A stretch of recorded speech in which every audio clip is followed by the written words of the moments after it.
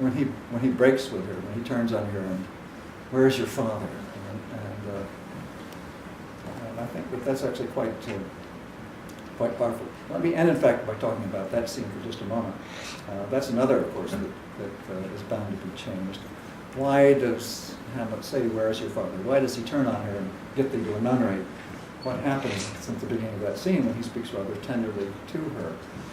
One old theory, going back to John Dover Wilson at least, is that Claudius and Polonius in hiding must have made some movement, must have revealed themselves, and Hamlet suddenly becomes aware of he's being overheard. And that, of course, is one option that you can pursue. You can also just gather that he intuits. He doesn't like Polonius at all by this point. He's suspicious that he knows Polonius is a spy. He knows what the story is, and so on. And why is Ophelia giving his letters back to him? Why is she doing this? She's not a good liar. And he sees through that and comes to the conclusion that she is being manipulated. And that's an important part of the whole relationship, isn't it? He understands that she's innocent and daughters are supposed to be the fathers. She's not a very strong person. Like Gertrude, she's weak-willed. She goes along with what men insist that she do. So he can't complain about that, but on the other hand, she's on the wrong side, like Rosencrantz and Guildenstern, who again are relatively guilty, but they're in the way in terms of this very tough, fatal quarrel between Hamlet and his uncle. And in the process, some of these women really end up being seen not so much as sentimental victims, but just as part of the whole chaos that has descended upon the Kingdom of Denmark, as portrayed in this play. Well, let me stop with that. Thank you all very much.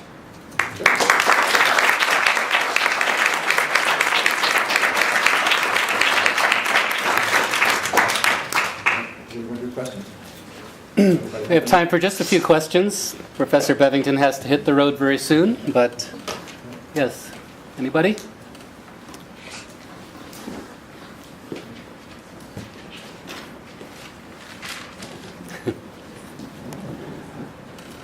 Okay. Yes, please. What about the name Ophelia? If you look in the dictionary, you find Ophelia has the root of snake, and also the last part of the name is moss, implying the wetness, Right. which is the same figure that is used in the Comedy of Errors. Wow. We find the I'm struck by what you said. That's fascinating. I didn't know that. What one can say certainly is that a lot of names are new in Shakespeare's play, unless there's some evidence that's disappeared from the record.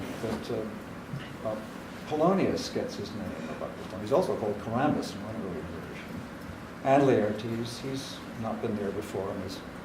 And Rosencrantz and Guildenstern, interesting. These are names which some recent research has shown are names that were quite common in Denmark in the early modern period among aristocratic families. You can find those names on memorial stones in churches all over Denmark.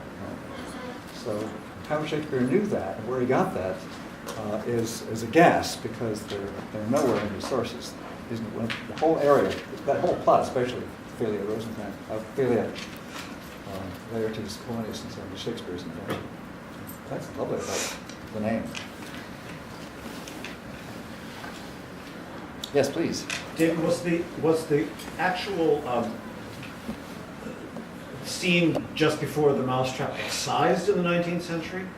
That is, No. country matters, etc. Right. Was No, that actually gotten rid of? No, just cut out that bawdry. No, Just those nasty right. words. In fact, Macready made a great thing out of that scene of Hamlet crawling across the stage on all fours to Ophelia. That was seen as a great purple moment, and you don't want to get rid of the play within the play, because for one thing, it's a great opportunity for your set builder. I mean, all the pictures, as with Macready's production, suggest that they really they erected a whole new inner stage.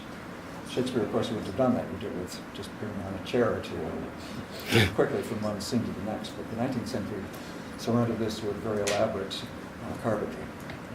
Well, Hamlet doesn't come off very well in that scene. I mean, he That's right. sexually humiliates That's in front right. of a group of people.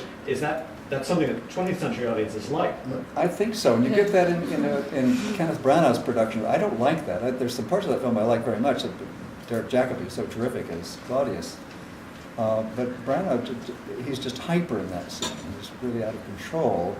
And I guess I can see where Branagh's going, but it makes Hamlet seem like out of control and really not very attractive and almost repellent young man, at least at that point. So, but there are many Richard Burton I didn't mention, but of course this I wasn't talking about Hamlet directly, but that's a very interesting example also. These scenes really he's quite in the graveyard scene. He loves talking to Horatio, loves talking to the first gravedigger about skulls and so on.